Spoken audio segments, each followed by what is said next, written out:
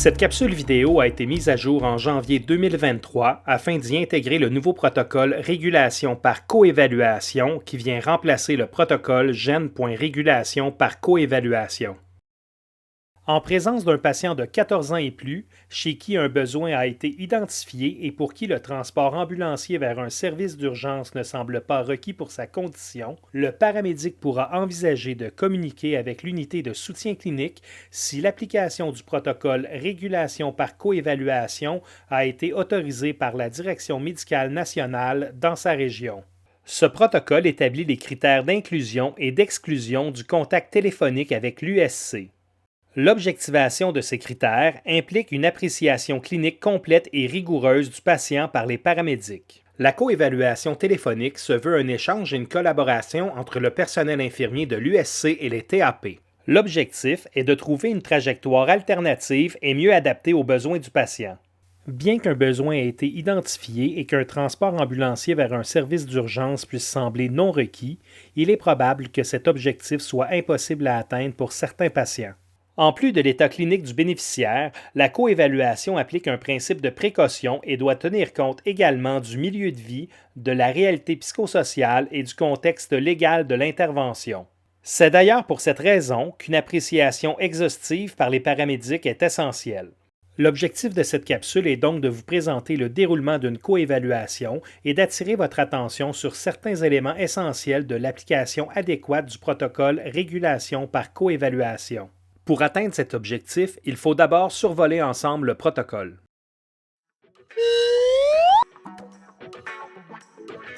Débutons le survol du protocole Régulation par coévaluation que vous devrez vous approprier.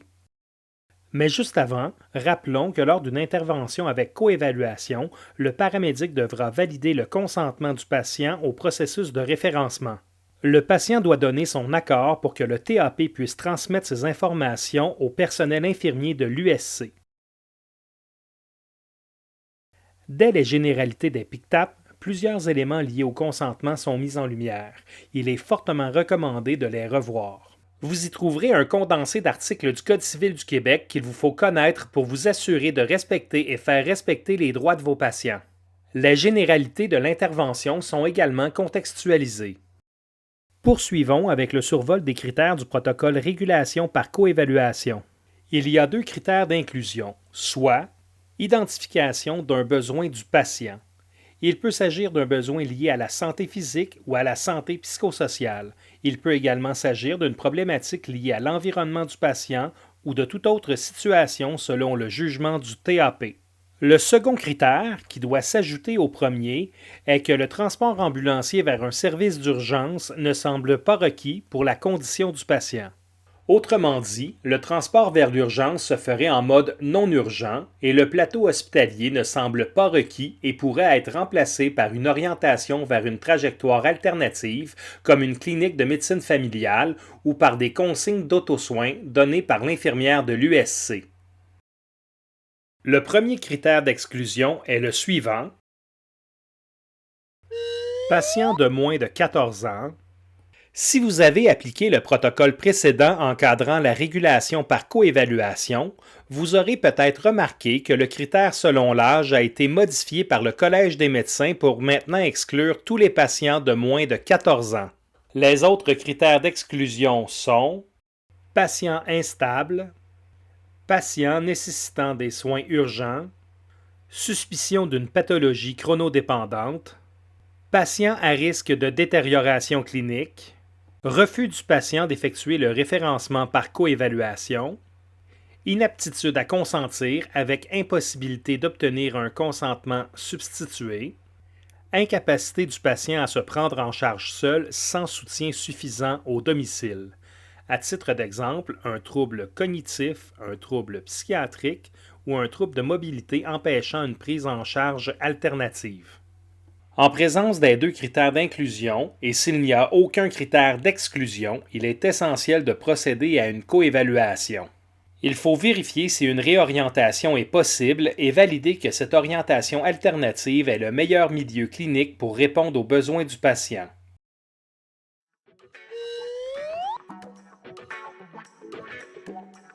Après avoir fait une appréciation clinique exhaustive et avoir identifié que le patient présente un besoin compatible avec un référencement par coévaluation, le paramédic pourra communiquer avec l'unité de soutien clinique si aucun critère d'exclusion du protocole sont présents. Toutefois, avant d'aller de l'avant, il devra valider le consentement du patient au processus pour être autorisé à transmettre de l'information au personnel infirmier. Rappelons qu'un consentement valide implique que le patient soit apte, libre et éclairé. Ici encore, nous vous recommandons de revoir la section Consentement, aptitude, refus et modalités de transport dans les généralités des PICTAP. Donc, M. Côté, suite à notre évaluation qu'on a fait de votre condition de santé aujourd'hui, suite à votre appel au 911, étant donné que votre condition est stable pour nous, on a la possibilité de vous offrir des soins et des services adaptés à votre condition de santé, autre que d'aller à l'hôpital, à l'urgence, par ambulance. Est-ce que vous accepteriez que je communique avec une infirmière de l'unité de soutien clinique pour lui transmettre toutes les informations qu'on a prises de vous et qu'on puisse discuter et prendre une décision sur les options qui s'offrent à vous pour vous servir? Vous seriez d'accord avec ça? Parfait. Suite au consentement du patient, le paramédic informera, sur les ondes, le CCS qu'il prendra contact avec l'unité de soutien clinique. 6697 centrale. 6697-101. 6697 centrale, juste vous informer qu'on va être en co-évaluation avec une infirmière de l'unité de soutien clinique. 6697-14h23.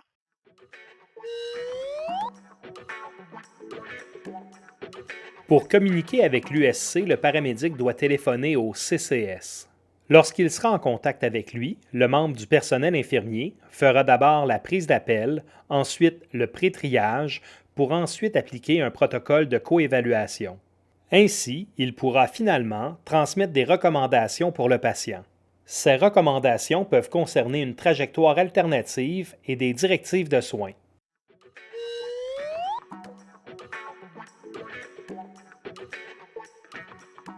Je vais juste téléphoner l'infirmière, puis à ce moment-là, on va prendre une petite décision, mais je vous reviens, je vais juste discuter avec l'infirmière.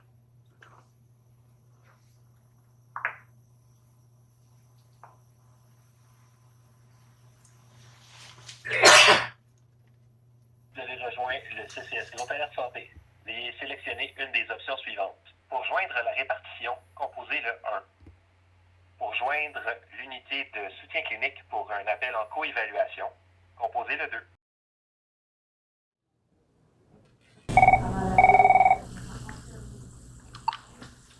Noémie, des hommes infirmières. Oui, bonjour, Noémie, c'est Luc, paramédic. Oui, bonjour Luc. Bonjour, ça va bien? Oui, ça va bien, toi? Oui, ça va bien. Oui. Je suis au chevet d'un patient, c'est oui. Ça pour une co-évaluation. D'accord. Est-ce que je pourrais avoir le numéro de carte d'appel, s'il te plaît? Oui, la carte d'appel, c'est en date d'aujourd'hui, 102 102. Parfait. Est-ce que je pourrais avoir ton numéro de matricule? Oui, mon matricule, c'est le Golf 0819. Ton nom de famille? Girard. Est-ce que le patient accepte que je puisse faire une évaluation de sa condition? Oui, le patient accepte. Super. Son nom de famille, s'il te plaît? C'est M. Côté. Son prénom? Robert.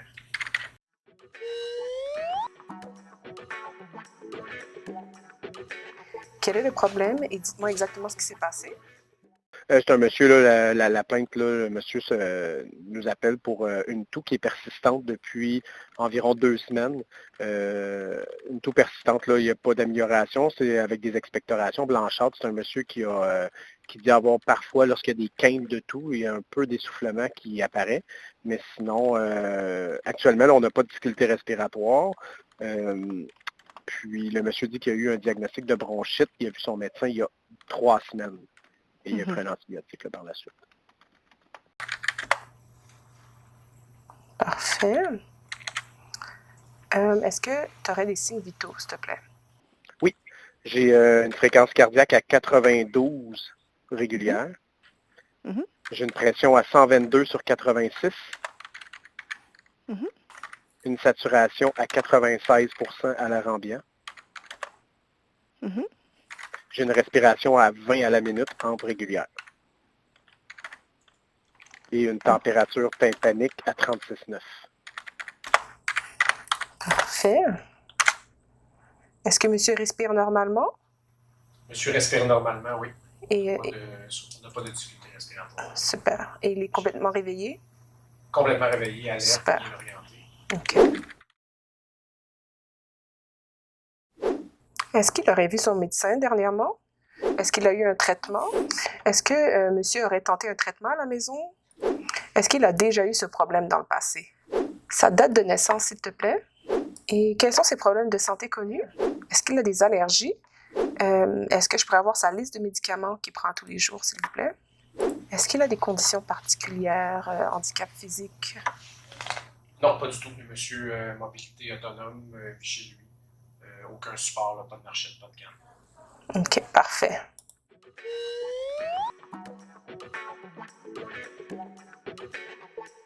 Donc, j'ai débuté le questionnaire avec toi. Est-ce que tu as l'impression que monsieur cherche son air au repos? Non, actuellement, il est au repos, là, puis respiration normale. D'accord. Est-ce qu'il a un essoufflement au moindre effort? Est-ce qu'il devient bleu ou pâle autour des lèvres ou à la base des ongles? Est-ce qu'il a une enflure de la langue? Est-ce que monsieur aurait toussé du sang? Est-ce qu'il a une perte de la voix? Est-ce qu'il a surutilisé sa voix récemment?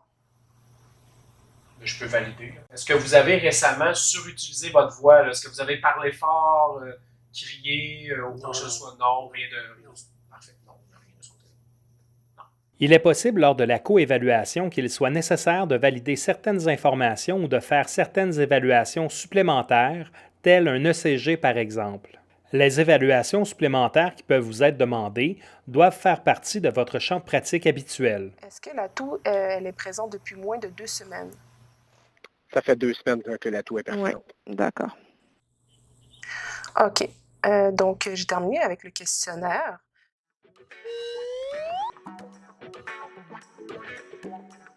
Donc, suite aux informations là, que j'ai eues en faisant l'évaluation avec toi, je recommanderais à monsieur de voir le médecin.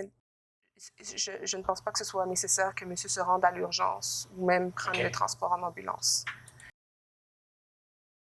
À ce point-ci de notre exemple, il a été établi, grâce à la coévaluation, que le transport ambulancier vers une urgence n'était pas l'option la plus adaptée aux besoins de M. Côté. Il sera tout de même pris en charge. Si ce dernier consent à la possibilité d'une réorientation, pendant que les paramédics demeurent à son chevet, l'infirmière de l'USC tentera de rejoindre son médecin de famille pour obtenir un rendez-vous dans un délai raisonnable et respectant une réorientation sécuritaire. Donc, l'infirmière et le paramédic s'assureront que M. Côté consent à une réorientation possible et à un contact téléphonique avec son médecin de famille. Est-ce que monsieur est d'accord? Est-ce qu'il est d'accord pour ne pas aller à l'urgence aujourd'hui? Vous êtes d'accord pour ne pas aller à l'hôpital? Est-ce que vous êtes d'accord avec ça? Oui, c'est correct. Vous acceptez? Oui. Monsieur Vincent. Le personnel infirmier, dans ses recommandations, peut proposer une réorientation vers un éventail de ressources complet et varié. Dans notre démonstration, M. Côté s'est vu proposer une réorientation vers son médecin de famille. Mais s'il avait eu d'autres besoins, il aurait pu profiter d'un accès aux ressources offertes par les partenaires de l'USC. Les CLSC et les SIS sont des partenaires d'avant-plan. Parmi les services du CLSC accessibles à la clientèle de l'USC, il y a entre autres le soutien à domicile, l'accès aux services de la clientèle inscrite 24/7 et info sociale. Le SIS, de son côté, peut organiser un transport alternatif du patient vers le service répondant à ses besoins. Des déplacements en taxi ou en transport adapté peuvent être organisés. En plus des CLSC et des SIS, l'USC a une étroite collaboration avec des groupes de médecine familiale qui peuvent accueillir des patients réorientés suite à une coévaluation. Le partenaire le plus important étant le patient lui-même, le personnel infirmier de l'USC peut lui offrir un accompagnement vers une ressource de proximité, comme un pharmacien à titre d'exemple. L'USC joue donc un rôle d'agent facilitateur en plus d'assurer un suivi dynamique auprès de l'usager.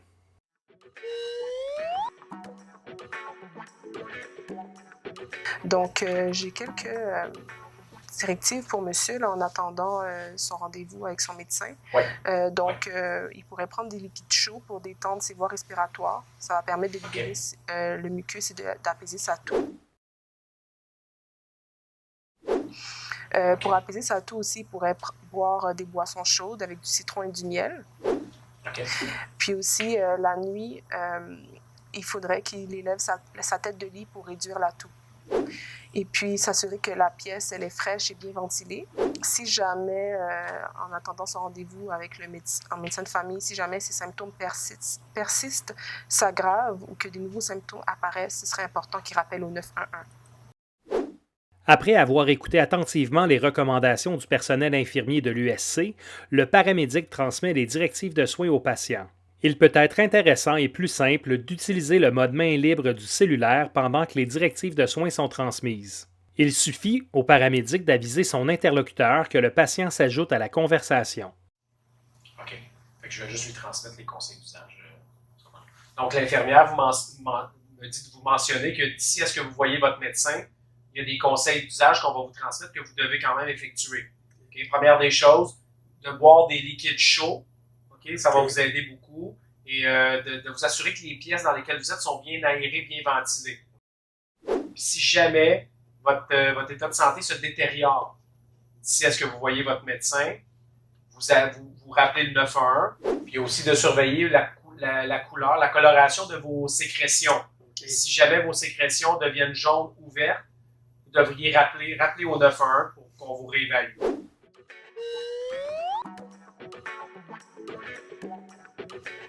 Parfait. Est-ce que M. Côté accepterait que je le rappelle demain, au cours de la journée, de faire un suivi? Je vais valider. L'infirmière va demander, est-ce que vous acceptez qu'elle vous contacte demain, dans les prochaines 24 heures, pour faire un suivi de votre condition? Ah oui, c'est bon. Oui, vous acceptez? Oui, le monsieur accepte. Super.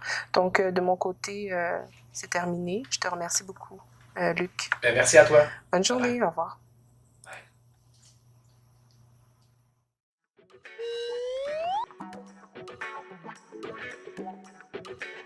Donc, M. Côté, de notre côté, c'est terminé la coévaluation avec l'infirmière. Okay. C'est bon? C'est bon. Parfait. Donc, pour nous, c'est terminé. Donc, s'il y a quoi que ce soit, vous pouvez rappeler. Merci beaucoup. Ça fait plaisir, monsieur. Merci.